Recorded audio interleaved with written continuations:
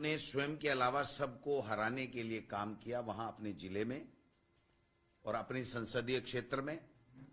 लेकिन नीनामा जी, रमीला खड़िया जी, हमारे गोगरा जी और अर्जुन बामनिया जी वो चुनाव जीत करके आ गए और चुनाव जीतने के बाद में इनका धरातल बिल्कुल खिसक गया, इनका जनाधार खिसक गया।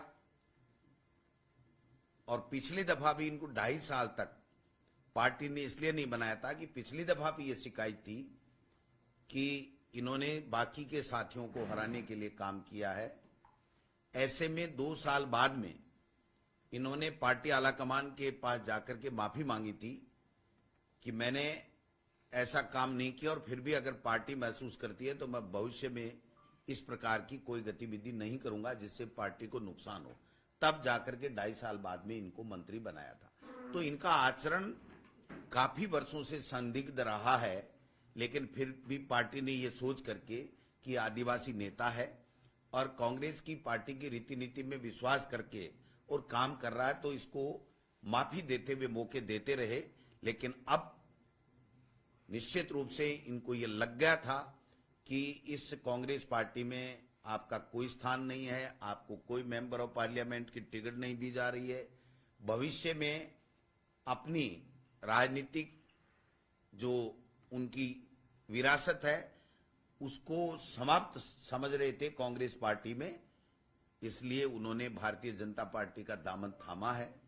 जो लोग बार बार एमपी बने, जो 5 बार 4 बार एमएलए बने, विभिन्न विभागों के बार बार मंत्री बने और अपनी धर्मपत्नी को जिला प्रमुख बनाए, अपने बेटे को कांग्रेस का नेता बनाए, अपनी मर्जी से प्रधान बनाए, और वो व्यक्ति वहां बार बार कांग्रेस को नुकसान करने का काम कर रहे थे, फिर भी पार्टी उनको माफ कर रही थी और ये मान के कि आदिवासी नेता है इसलिए इनको सीडब्ल्यूसी मेंबर बनाया। और सीडब्ल्यूसी मेंबर बनाया तब भी इन्होंने कहा था कि कांग्रेस पार्टी मेरी मां है, मैं कांग्रेस पार्टी के साथ कभी गद्दारी नहीं करूंगा। लेकिन मैं समझता हूं कि अपने अस्तित्व को बचाने की कुचेष्टा में इन्होंने एक जो ये आज भारतीय जनता पार्टी की ज्वाइनिंग का काम किया है। और जब ज्वाइनिंग की समय ये कहना कि कांग्रेस पार्टी राम मंदिर में नहीं गई, उसका विरोध किया, कांग्रेस पार्टी ने कभी राम मंदिर का विरोध नहीं किया। कांग्रेस पार्टी एक ऐसी पार्टी है जिसके नेता आदरणीय राजीव गांधी जी ने सुप्रीम कोर्ट से में देकर के सबसे सहमति बनवाई थी और सुप्रीम कोर्ट के आदेश से ये राम मंदिर बना है। और उसमें कभी भी कांग्रेस पार्टी ने कभी नहीं कहा कि कोई व्यक्ति राम मंदिर में अयोध्या नहीं जाएगा। मैं समझता हूं कि ये एक बहाना बना करके उन्होंने भारतीय जनता पार्टी में गए हैं। अब मैं दावे के साथ कह सकता हूं कि महेंद्रजीत मालवीय जी का जनाधार वहां खत्म हो चुका है। उनकी जो संदिग्ध गतिविधियां हैं वो आम पब्लिक में, आदिवासी भाई लोगों में पूरी तरीके से उनको पता लग चुकी हैं। इसलिए आने वाले समय में वो ना एमपी बन पाएंगे, न एमएलए बन पाएंगे, न जिला प्रमुख बन पाएंगे। इनके जो 4-5 जो हमारे एमएलए साथी हैं वो कल परसों गहलोत जी से भी मिले थे, मेरे पास भी आए थे। उन्होंने सबने कहा, एक स्वर में कहा कि हम अलग अलग बता सकते हैं कि इस व्यक्ति ने किन किन लोगों को, हम सबको हराने के लिए किन किन लोगों को मदद की। मैं समझता हूं कि ऐसे आचरण के व्यक्ति के जाने से पार्टी को कोई नुकसान नहीं है, पार्टी और मजबूत होगी, नई लीडरशिप डेवलप होगी और हम लोग चुनाव कांग्रेस पार्टी जीतेगी। वो तो देखो मेन एजेंडा है भारतीय जनता पार्टी का, किसी के खिलाफ एजेंसियों का दबाव बनाना। और मैं समझता हूं कि अगर मालवीय जी इतने बड़े नेता होते तो दिल्ली में 3 दिन धक्के खाने के बाद में वापस इनको यहां आकर के ज्वाइनिंग क्यों करनी पड़ती? वहां पर नड्डा जी, अमित शाह जी और मोदी जी ज्वाइन करवाते। तो आप समझ सकते हो कि अब उनका समाप्त हो चुका है समय। अब नई लीडरशिप आएगी और कांग्रेस मजबूत होगी, यही मैं कहना चाहता हूं। मंत्री रहते कुछ ऐसी गड़बड़ियों की बात मैं इसके बारे में नहीं कह सकता। ये तो अगर भारतीय जनता पार्टी जैसे कहती है कि हम पिछले 5 सालों के कार्यकालों की जांच कराएंगे। अगर इनकी भी कराती है तो हम समझेंगे कि भारतीय जनता पार्टी की कथनी और करनी एक है।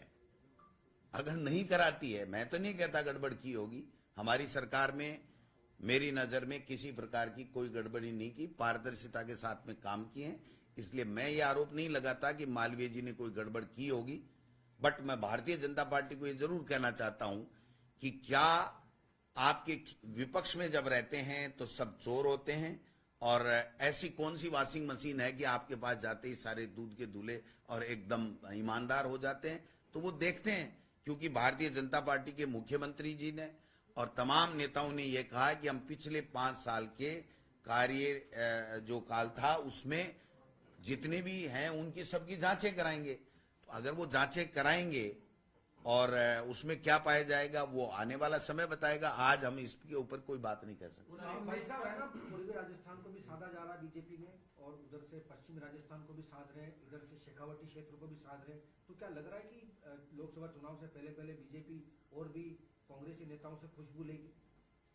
मुझे लगता है कि अब वो बीजेपी नहीं रही जो भारतीय जनता पार्टी 2 से लेकर के और आडवाणी जी के नेतृत्व में रथ यात्राएं निकाल करके जनता से वोट लेती थी और जनता का दिल जीत करके अपना जनाधार बढ़ा रही थी। अब भारतीय जनता पार्टी इस प्रकार से हो गई कि ईडी, इनकम टैक्स, सीबीआई का डर दिखाओ और एक वातावरण बनाओ और एक माहौल बनाओ कि देखो कांग्रेस टूट रही है, कांग्रेस खत्म हो रही है, कांग्रेस से सब जा रहे हैं, इसलिए वोट आप हमको दे दो। मैं समझता हूं कि केवल परसेप्शन के लिए ये काम कर रही है, वो इस परसेप्शन बनाने में कामयाब नहीं होंगे। सर एक आखिरी सवाल, मोदी जी ने कहा है कि राजनीति के लिए नहीं, मैं राष्ट्र नीति के लिए निकला हूँ, ये भी एक परसेप्शन तो कोई भी हम कौन सी राष्ट्रीय नीति की बात नहीं करते हैं या राष्ट्र के लिए काम नहीं करते हैं।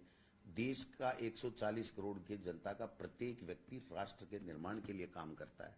मोदी जी कोई अलग से नहीं करते हैं। तो ये कहना, क्योंकि देश का प्रधानमंत्री राष्ट्र के लिए नहीं करे तो किसके लिए करेगा? और आप और हम भी सब राष्ट्र के लिए ही कर रहे हैं भाई साहब।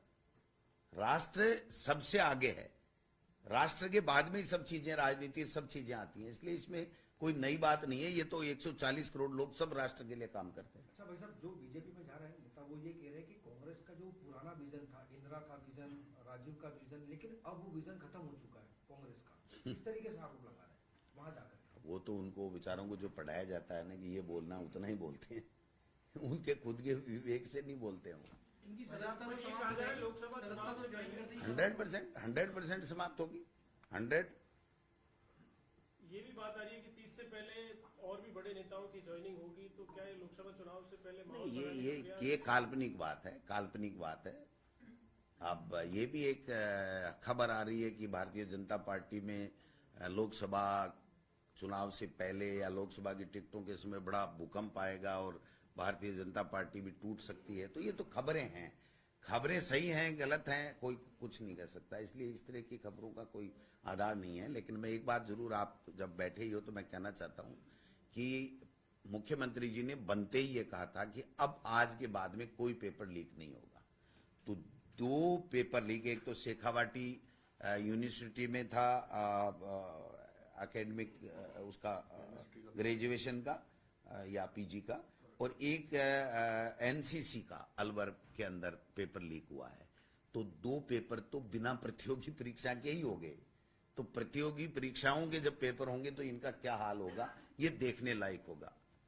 राहुल गांधी का दौरा है, राहुल गांधी आएंगे न्याय यात्रा 25 को, क्या क्या रोड में? बिल्कुल, जो अभी टेंटेटिव कार्यक्रम भारत जोड़ो न्याय यात्रा का राहुल गांधी जी का बन रहा है, वो 25 तारीख का हमारा अलवर डिस्ट्रिक्ट में वो प्रवेश करेंगे और उसके बाद में शायद 1-2 दिन का ब्रेक होगा और उसके नेक्स्ट डे फिर अलवर शहर से हम शुरू होकर के और फिर आगे दूसरे स्टेट में वहां पर जाएंगे। तो हम इस तैयारी के लिए 22 तारीख से मैं, रंधावा जी, टीकाराम जूली जी और तमाम हमारे वरिष्ठ सारे नेता हम लोग यहाँ से दौसा लोकसभा का कार्यक्रम करेंगे, फिर भरतपुर का करेंगे। ऐसे करते करते हम अलवर में जाएंगे और वहां पर व्यवस्थाओं को देखेंगे और राहुल गांधी जी का उनकी यात्रा का भारी अच्छे संख्या में लोग आएंगे और स्वागत करेंगे, और जो हमारा जो फ्लैग सेरेमनी का जो कार्यक्रम होता है उसको हम लोग करेंगे। हाँ, धौलपुर, अलवर नहीं, सॉरी, धौलपुर, दौसा, भरतपुर, और हम ऐसे करके धौलपुर आएंगे। धौलपुर में 25 तारीख को उनका कार्यक्रम होगा, और फिर शायद बीच में ब्रेक है कुछ दिन का, और उसके बाद में हम धौलपुर शहर से कार्यक्रम शुरू होकर के और फिर दूसरे स्टेट में जाएगा। लोकसभा की क्या तैयारी है?